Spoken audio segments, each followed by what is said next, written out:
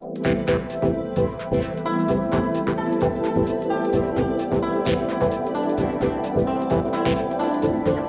jadi bahasa Pali dikatakan sebagai bahasa suci karena berawal mula dari asal kata bahasa Pali itu sendiri, di mana dalam tanda bacanya Pali, jadi A-nya itu panjang, ada garis di atasnya, itu artinya adalah memang teks suci.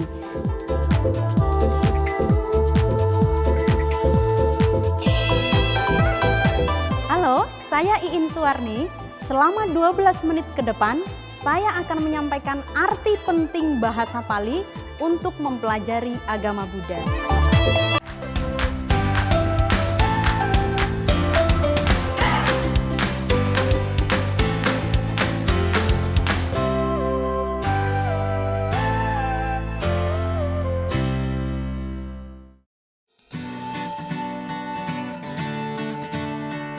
Nama saya Iin Suwarni, Magister Pendidikan Buddha. Saya dari 2015 sudah mengajar pendidikan bahasa Pali di Sekolah Tinggi Agama Buddha Negeri Sriwijaya Tangerang, Banten. Selain itu saya juga biasa mengisi sebagai penceramah Dharma di Wihara Cetya di sekitar Tangerang. Saya menjadi dosen bahasa Pali di Staben Sriwijaya ini sejak tahun 2015 sampai dengan sekarang, dan awalnya memang hanya dasar tugas ya, saya diterima CPNS di sini, namun setelah mempelajari lebih mendalam tentang bahasa Pali, saya lebih mencintainya dan ingin terus menggali lebih dalam. Pada akhirnya saya banyak berdiskusi dengan para pakar-pakar bahasa Pali, kemudian sering mengikuti webinar, pelatihan, sehingga saya semakin terpanggil untuk melestarikan bahasa Pali ini dan memotivasi mahasiswa untuk lebih belajar bahasa Pali. Dan ketika saya mengajarkan kepada mereka dan juga sempat kepada guru-guru agama yang mengikuti kegiatan profesi, saya sampaikan agar di awal pembelajaran diawali dengan pembacaan Pali Wacana. Jadi bahasa Pali ini keutamaannya adalah memang awalnya ini merupakan bahasa dari kitab suci agama Buddha itu sendiri, diantaranya adalah bahasa Pali. Selain memang bahasa kitab suci juga ada dalam bahasa Sanskerta, bahkan bahasa Mandarin. Nah, tetapi dalam hal liturgi, dalam aliran-aliran tertentu, seperti contohnya ada Theravada, kemudian Budayana, ini yang dibacakan ketika mereka melakukan kegiatan keagamaan adalah dalam Pali Wacana atau dalam naskah bahasa Pali. Sehingga inilah yang harus semakin dipahami oleh umat Buddha terkait bagaimana pengucapan, pemahaman terhadap Pali Wacana itu sendiri. Jadi bahasa Pali dikatakan sebagai bahasa suci karena berawal mula dari asal kata bahasa Pali itu sendiri, di mana dalam tanda bacanya Pali, jadi A-nya itu panjang, ada garis di atasnya, itu artinya adalah memang teks suci. Ya, jadi di sana arti dari Pali itu sendiri adalah teks suci. Sedangkan dari isi-isi naskah Pali itu sendiri atau Pali Wacana Parita itu sendiri adalah sumber dari Dhamma Buddha, yaitu ajaran yang disampaikan oleh Buddha. Jadi dalam sutta itu awalnya adalah dari naskah Pali seperti itu, kemudian diterjemahkan ke bahasa-bahasa yang lain. Jadi memang ini merupakan teks suci ya, bahasa suci, bukan merupakan bahasa dalam komunikasi sehari-hari begitu. Ya, ini memang penting sekali meskipun ada banyak bahasa yang digunakan dalam liturginya, tetapi untuk khusus yang aliran menggunakan Pali teks itu sendiri penting. Karena apa? Karena Pali Wacana Parita ini yang biasa dibacakan ini harus mengikuti tanda baca yang benar.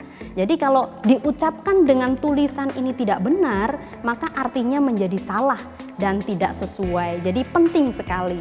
Manfaat mempelajari bahasa Pali secara khusus adalah bagi yang membacakan Pali Wacana Parita dalam liturginya, ini akan semakin memahami makna dari apa yang dibaca, semakin menghayati, kemudian itu bisa sebagai pedoman kewaspadaan di dalam pola kehidupannya sehari-hari. Jadi dengan mempelajari tanda baca yang lebih benar, makna yang lebih benar, maka ketika membacakan ini akan lebih menghayati dan bisa dalam praktek sehari-hari begitu.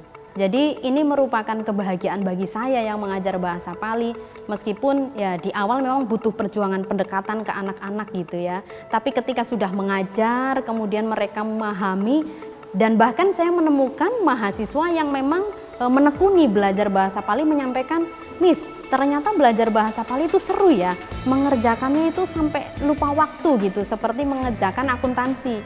Karena rumusnya itu banyak, jadi unik." Jadi dalam penggunaan bahasa Pali itu, untuk membuat sebuah kalimat, itu kata bendanya harus disesuaikan dengan rumusnya, kemudian kata kerjanya juga ada rumusnya tersendiri. Jadi ketika ada anak-anak atau mahasiswa ini yang suka gitu ya, menekuni, nah disitulah ada rasa bahagia, ada spesial ya bagi seorang pendidik begitu.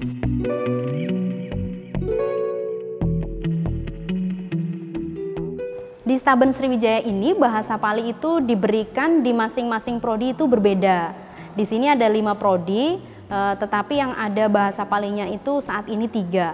Untuk prodi pendidikan keagamaan Buddha itu dimulai dari semester 3, 4, dan 5 ya, jadi secara berjenjang. Kemudian di program studi kepenyuluhan Buddha semester 2 dan 3, kemudian satu prodi lagi adalah prodi ilmu komunikasi Buddha, itu ada di semester 2, 3, dan 4. Karena memang di Staben Sriwijaya ini bahasa Pali benar-benar dari dasar, bukan berkelanjutan seperti bahasa di agama lain itu kan di perguruan tinggi sudah lebih mendalam, tapi di Staben Sriwijaya ini masih dari dasar begitu.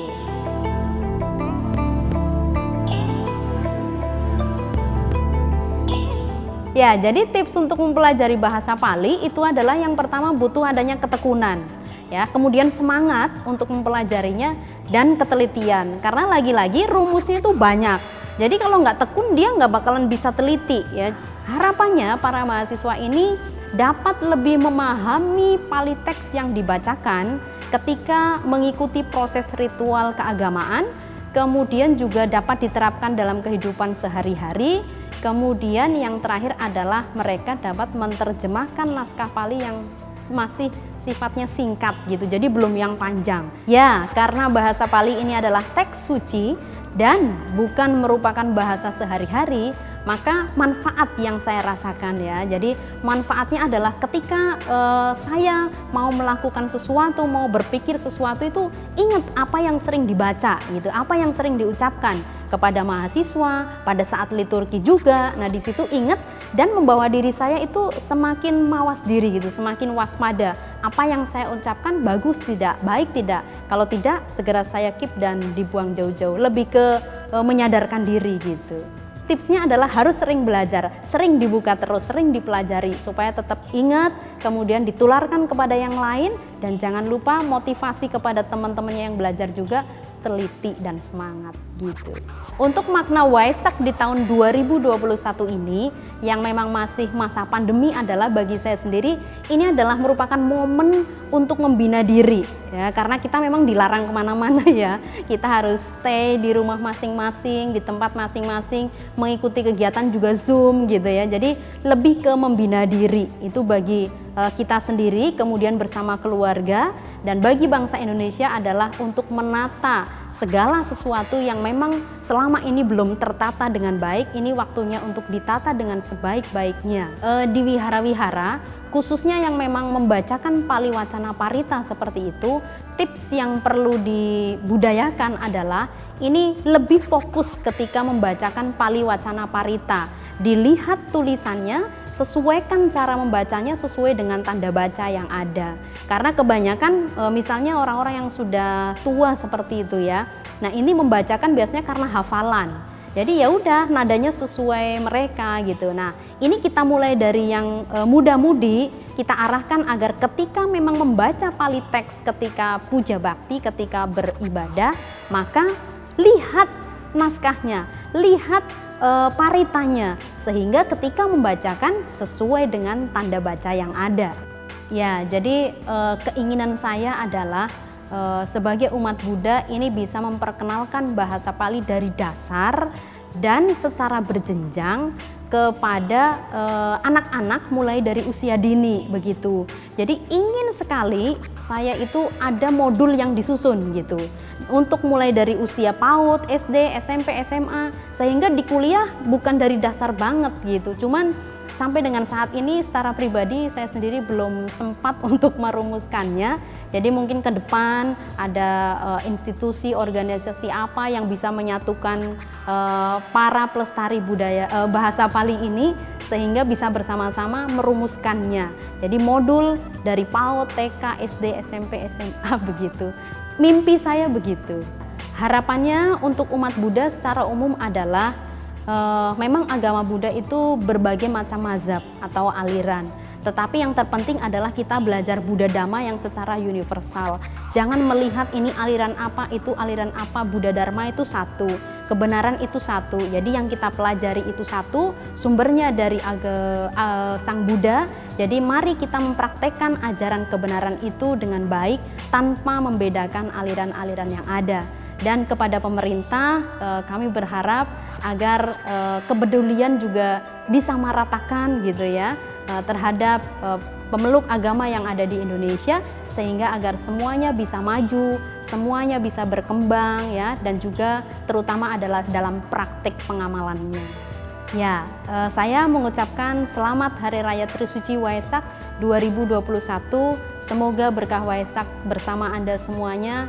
Semoga pandemi segera hilang dan seluruh pemerintahan berlaku lurus, masyarakat Indonesia adil dan makmur. Sabe sata bawantu sukitata, semoga semua makhluk hidup berbahagia.